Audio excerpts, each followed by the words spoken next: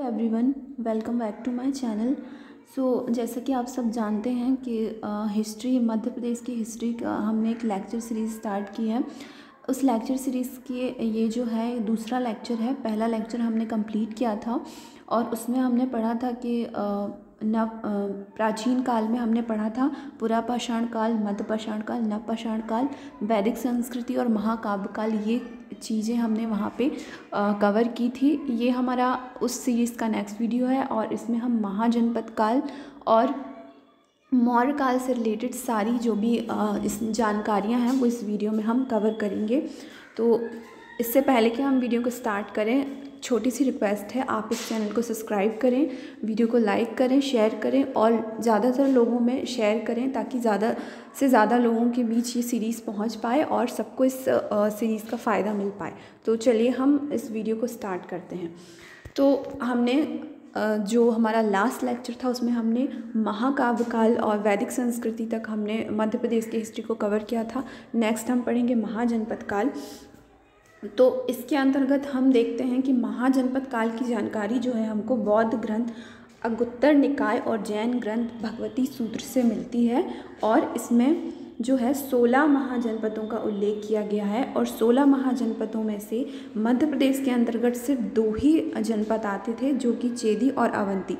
ये 2 महाजनपद वर्तमान मध्य प्रदेश में स्थित थे। तो इन दोनों महाजनपद को पढ़ना हमारे लिए बहुत ज़रूरी है क्योंकि ये मध्य प्रदेश के अंतर्गत आते थे और जब हम इंडियन हिस्ट्री पढ़ते हैं तो उसमें हम पूरे 16 महाजनपदों को पढ़ते हैं, लेकिन मध्य प्रदेश की हिस्ट्री में हमें इन 2 महाजनपदों को पढ़ना ज़रूरी है। तो उसमें से पहला जनपद जो महाजनपद था वो था अवंती। और जो ये अवंती जो था, ये महाजनपद जो था ये मध्य तथा पश्चिमी मालवा क्षेत्र में स्थित था। जो मध्य प्रदेश का जो मालवा वाला पोर्शन है उसमें जो मध्य और पश्चिमी मालवा क्षेत्र में ये अवंती स्थित था। और इस अवंती का जो महाजनपद था इसके 2 भाग थे, उत्तरी अवंती और दक्षिणी अवंती। उत्तरी अवंती की राजधानी उज्जैनी थी और दक्षिणी अवंती की राजधानी महिष्मती थी और दोनों भागों के बीच नेत्रावती नदी बहती थी। उत्तरी अवंती और दक्षिणी अवंती दोनों भागों के बीच में नेत्रावती नदी बहती थी। पुलिक सेनापति ने यदुवंशी बीतिहोत्र का वध करके अपने पुत्र चंद्रप्रद्योत को अवंतिका का शासक बनाया था। और ये बहुत इंपॉर्टेंट है क्योंकि 2019 के जो प्रीलिम्स था MPPSC का उसमें ये क्वेश्चन पूछा गया था कि अवंती के शासक कौन थे। तो यहाँ पे चंद्रप्रद्योत जो थे वो अवंती के शासक थे और उनके जो पिताजी थे वो पुलिक थे। उन्होंने यदुवंशी बीतिहोत्र का वध करके अपने पुत्र चंद्रप्रद्योत को अवंती का शासक बनाया था। इसके 2 प्रसिद्ध नगर कुरघर तथा सुदर्शनपुर थे। तो अवंती के उस टाइम पे अवंती के 2 सबसे प्रसिद्ध नगर हुआ करते थे, कुरघर और सुदर्शनपुर। अवंती बौद्ध धर्म का विश्व प्रसिद्ध केंद्र था। इसका बौद्ध कालीन नाम अच्युतगामिनी या अच्युतगामी था। हर्यक वंश के अंतिम शासक नाग दशक के काल में शिशुनाग द्वारा नंदीवर्धन को पराजित किया गया था और अवंती को मगध में मिला लिया गया था। तो ये बहुत इम्पॉर्टेंट जो है पॉइंट है कि अवंती को मगध में किसने मिलाया था। तो शिशुनाग जो थे उन्होंने नंदीवर्धन को पराजित किया और अवंती को मगध में मिलाया था। नेक्स्ट है चेदी। तो चेदी राज्य का विस्तार सोन और नर्मदा, यहाँ पे सोन है, सोन और नर्मदा घाटियों के मध्य था, जिसकी राजधानी सुक्तिमती थी। मतलब वर्तमान का जो बुंदेलखंड क्षेत्र है वो चेदी के अंतर्गत आता था और उसकी राजधानी सुक्तिमती थी। चेदी महाजनपद की दूसरी शाखा कलिंग उड़ीसा में बस गई थी। मतलब इसकी 2 शाखाएं हुआ करती थी, एक शाखा मध्य प्रदेश में थी और दूसरी शाखा उड़ीसा कलिंग में जाकर बस गई थी।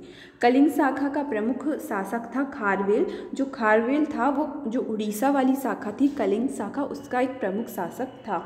कलिंग में चेदी वंश के प्रमाण जो है हाथी गुम्फा अभिलेख उड़ीसा से प्राप्त होते हैं। तो हाथी गुम्फा अभिलेख का संबंध किससे है, इस तरह के क्वेश्चन बन सकते हैं।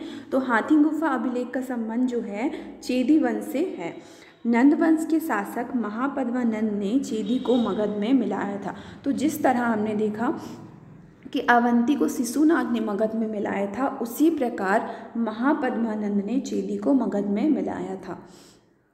तो इस तरह से जो महाजनपद काल के बाद जो हर्यक वंश आया, तो उसका यहाँ पे एक क्रम दिया हुआ है कि हर्यक वंश के बाद शिशुनाग वंश आया, शिशुनाग वंश के बाद नंद वंश आया, और नंद वंश के बाद आया मौर्य वंश। तो मौर्य वंश पढ़ना इम्पॉर्टेंट इसलिए है क्योंकि इसका संबंध मध्य प्रदेश से है, और हम सबको पता है कि हम यहाँ पे मध्य प्रदेश के इतिहास के बारे में पढ़ रहे हैं, ना कि भारत के इतिहास के बारे में।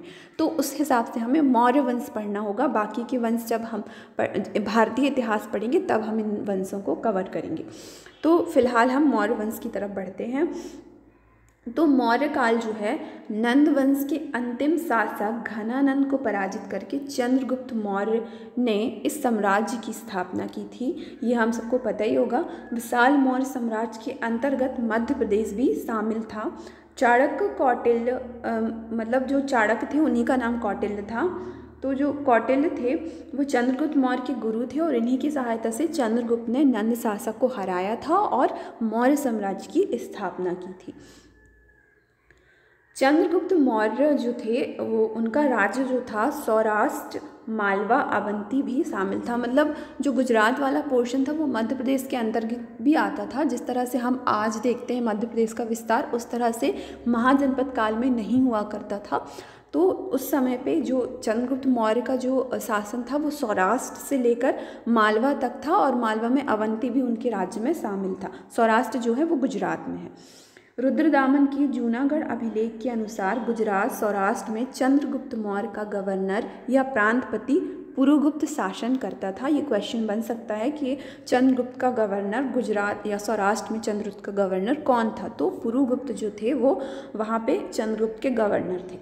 चंद्रगुप्त मगध की राजगद्दी पर 322 ईसा पूर्व में बैठे। चंद्रगुप्त जैन धर्म के अनुयायी थे, वो जैन धर्म को मानने वाले थे। और जो भद्रबाहु थे उन्होंने चंद्रगुप्त मौर्य को जैन धर्म की दीक्षा दी थी। मैगस्थनीज सेल्यूकस निकेटर का राजदूत था जो चंद्रगुप्त मौर्य के दरबार में रहता था। मैगस्थनीज द्वारा लिखी गई पुस्तक इंडिका थी, वेरी इंपॉर्टेंट। तो जो सेल्यूकस निकेटर थे उनका राजदूत था मैगस्थनीज। हम सबको पता है कि चंद्रगुप्त मौर्य का जो युद्ध था वो सेल्यूकस के साथ हुआ था, जिसमें सेल्यूकस पराजित हुआ था। तो उसका राजदूत जो था उसने चंद्रगुप्त मौर्य के दरबार में छोड़ा था। सेल्यूकस निकेटर ने अपनी पुत्री कार्नेलिया की शादी चंद्रगुप्त मौर्य के साथ की थी, और युद्ध की संधि शर्तों के अनुसार 4 प्रांत काबुल, कंधार, हेरात एवं मकरान चंद्रगुप्त को दिए थे। तो जो उनकी बेटी थी सेल्यूकस की कार्नेलिया या हेनेला भी हमें कहीं कहीं पढ़ने को मिलता है, उसकी शादी चंद्रगुप्त मौर्य के साथ कर दी गई थी, और संधि हुई थी जिसमें 4 प्रांत काबुल, कंधार, हेरात और मकरान चंद्रगुप्त मौर्य के शासन क्षेत्र में आ गए थे। चंद्रगुप्त मौर्य की मृत्यु 298 ईसा पूर्व श्रवणबेलगोला में उपवास द्वारा हुई थी। तो उनकी मृत्यु जो हुई थी वो श्रवणबेलगोला में हुई थी, क्योंकि वो जैन धर्म को मानते थे। तो जैन धर्म में एक कहना चाहिए एक रिवाज या ऐसा कुछ नियम होता है जिसमें किसी इंसान को अगर ऐसा लगता है कि उसकी मृत्यु होने वाली है तो उस टाइम से वो एक उपवास रखता है, और उपवास के द्वारा ही वो अपने प्राणों का त्याग करता है, जिसे संलेखन पद्धति भी कहते हैं। आप सबको पता ही होगा। तो अब नेक्स्ट देखते हैं बिंदुसार। तो जो बिंदुसार थे वो चंद्रगुप्त मौर्य के उत्तराधिकारी थे। उन्होंने 298 ईसा पूर्व में मगध की राजगद्दी पर वो बैठे थे। अमित्र घात के नाम से बिंदुसार को जाना जाता है, और अमित्र घात्र का जो अर्थ होता है वो शत्रु विनाशक होता है। बिंदुसार अजीवक संप्रदाय के अनुयायी थे। जो चंद्रगुप्त मौर्य थे वो जैन धर्म को मानने वाले थे, लेकिन जो उनके पुत्र थे बिंदुसार वो अजीवक संप्रदाय को मानते थे। जैन धर्म में बिंदुसार को सिंहसेन कहा गया है। इसके शासनकाल में तक्षशिला, सिंधु एवं झेलम नदी के बीच हुए विद्रोह का वर्णन है। इस विद्रोह को दबाने के लिए बिंदुसार ने पहले सुसीम को और बाद में अशोक को भेजा था। तो बिंदुसार के 2 पुत्र थे, सुसीम और अशोक। तो उन्होंने इस तक्षशिला विद्रोह को दबाने के लिए भेजा था, और ऐसा माना जाता है कि यहीं से अशोक का जो एक राजनीतिक जो कैरियर था वो यहाँ से स्टार्ट हुआ था। बौद्ध विद्वान तारानाथ ने बिंदुसार को 16 राज्यों का विजेता बताया था। तो ये हो गई बिंदुसार के बारे में डिटेल। अब हम बढ़ते हैं अशोक के तरफ, मोस्ट इम्पॉर्टेंट, और यहाँ से बहुत सारे क्वेश्चन बनते हैं। तो बिंदुसार का उत्तराधिकारी अशोक महान हुआ, जो 269 ईसा पूर्व में मगध की राजगद्दी पर बैठा। राजगद्दी पर बैठने के समय अशोक 11 वर्ष तक अवंती का राज्यपाल था। मतलब वो इससे पहले शासक बनते, उससे पहले वो मतलब प्रांतपति गवर्नर के रूप में वो कार्य कर चुके थे और वो 11 सालों तक अवंती के राज्यपाल थे। अशोक ने अपने राज्याभिषेक के 8वें वर्ष में लगभग 261 ईसा पूर्व में कलिंग पर आक्रमण किया और कलिंग की राजधानी तोशली पर अधिकार कर लिया था। और इसी कलिंग जो अभियान हुआ था उनका, इसी के बाद से उनका जो हृदय परिवर्तन हुआ था और उन्होंने ये जो युद्ध वगैरह ये सब छोड़कर धर्म कर्म के कार्य में वो लग गए थे। उपगुप्त नामक बौद्ध भिक्षु ने अशोक को बौद्ध धर्म की दीक्षा दी थी। तो जो उपगुप्त थे वो अशोक के धर्मगुरु थे। अशोक ने उज्जैन को अपनी राजधानी बनाया था। विदिशा की नगर सेठ की पुत्री देवी से उनका विवाह हुआ था। उनके दो जो थे संतान थे, एक पुत्र महेंद्र और पुत्री संघमित्रा। उनको इन्होंने श्रीलंका भेजा था बौद्ध धर्म के प्रचार के लिए। भारत में शिलालेख का प्रचलन सर्वप्रथम अशोक ने किया था। वेरी इंपॉर्टेंट फैक्ट है ये, और फैक्ट अक्सर पूछे जाते हैं। तो भारत में सबसे पहले शिलालेख का प्रचलन जो है अशोक ने किया था। अशोक के शिलालेख में ब्राह्मी, खरोष्टी, ग्रीक और अरिमाइक लिपि का प्रयोग हुआ है। तो इन सारी लिपियों का प्रयोग जो है अशोक के शिलालेखों में हुआ है। अशोक के शिलालेख की खोज 1750 ईस्वी में पाद्रेटी फैंतलर ने की थी। इसकी संख्या 14 है। तो इन्होंने सबसे पहले अशोक के शिलालेख को खोजा था। Very important.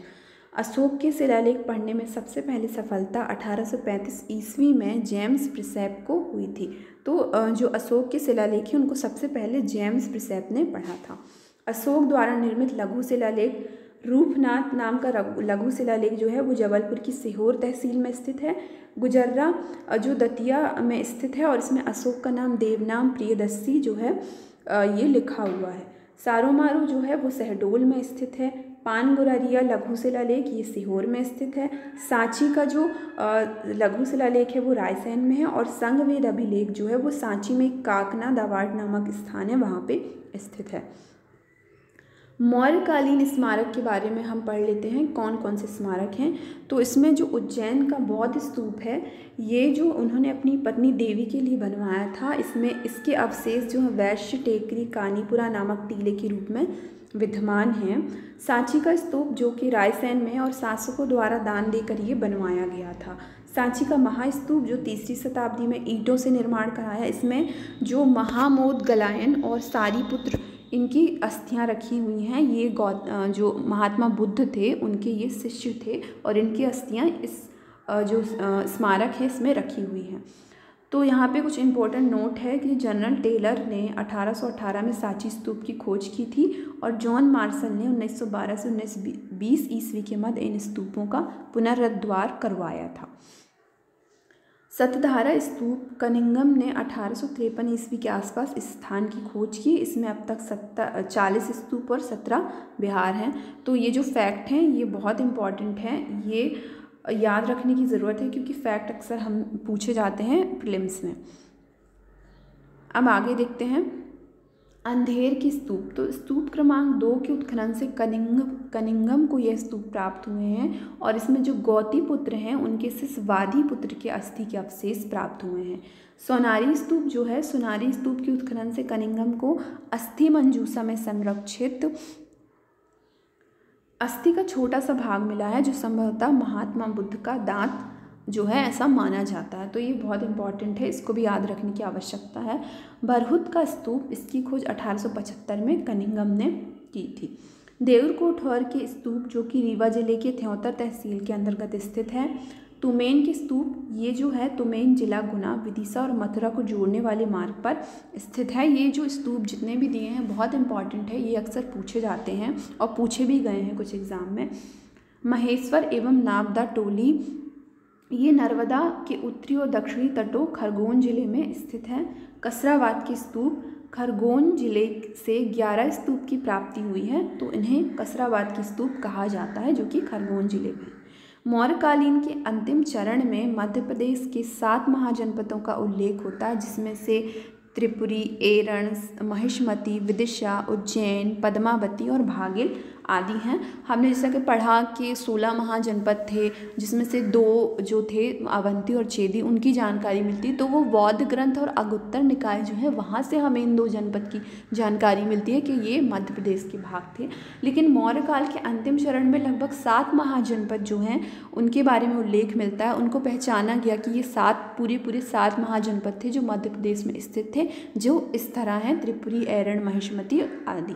ओके, तो अब इसमें से जो भी बनने वाले क्वेश्चन हैं उनको हम देख लेते हैं, जो प्रीवियस ईयर आए हैं और जो कुछ क्वेश्चन जो है आ सकते हैं। सांची का स्तूप किसने बनवाया था? ये 1995, 2005 और 2013 में ये आ चुका है। तो अभी हमने देखा कि सांची का स्तूप जो है वो अशोक ने बनवाया था।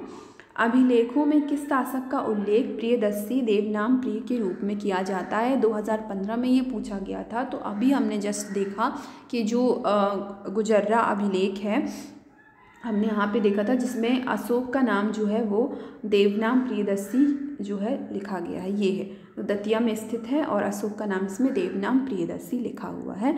तो इसका जो उत्तर है, इसका सही उत्तर जो है वो होगा अशोक। सारोमारो नामक लघु शिलालेख स्थित है, ये हमने अभी पढ़ा, ये शहडोल में स्थित है। शत्रु विनाशक के रूप में उल्लेख मिलता है, तो बिंदुसार का उल्लेख जो है वो शत्रु विनाशक के रूप में मिलता है। तो ये जो लेक्चर था हमारा, ये महाजनपद काल और मौर्य साम्राज्य के बारे में था। और आई होप कि ये लेक्चर आप लोगों को समझ में आया होगा। इसके नोट्स आप डिस्क्रिप्शन बॉक्स में जा कर के डाउनलोड कर सकते हैं। नोट्स डाउनलोड करने के बाद आप 1 से 2 बार रिवीजन करेंगे तो फिर आपको दोबारा पढ़ने की ज़रूरत नहीं पड़ेगी। आप इजीली ये फैक्ट याद कर सकते हैं। और इस टॉपिक से इतना ही क्वेश्चन पूछे जाने की संभावना है, क्योंकि इतना ज़्यादा यहाँ से नहीं पूछा जाता है। और भी बहुत ज़्यादा हिस्ट्री के पार्ट हैं, उनको भी पढ़ना है, इसलिए हमने यहाँ पे ज़्यादा लेंदी कंटेंट नहीं रखा है। इससे अगर लेंदी कंटेंट हम रखते तो इससे आपको ही प्रॉब्लम होगी। तो टू द पॉइंट है और पढ़ने में बहुत ज़्यादा आसानी जाएगी। सो आई होप आपको लेक्चर पसंद आया हो, हेल्पफुल रहा हो। और अगर ये लेक्चर आपके लिए हेल्पफुल रहा तो प्लीज़ वीडियो को लाइक करें, चैनल को सब्सक्राइब करें। और जो भी आपके फ्रेंड हैं जो इस एग्ज़ाम की या किसी भी कॉम्पिटिटिव एग्ज़ाम की तैयारी कर रहे हैं मध्य प्रदेश के अंतर्गत, तो प्लीज़ उनके साथ इस वीडियो को शेयर करें और चैनल को सब्सक्राइब करें। तो हम मिलते हैं अब नेक्स्ट वीडियो में नेक्स्ट लेक्चर के साथ।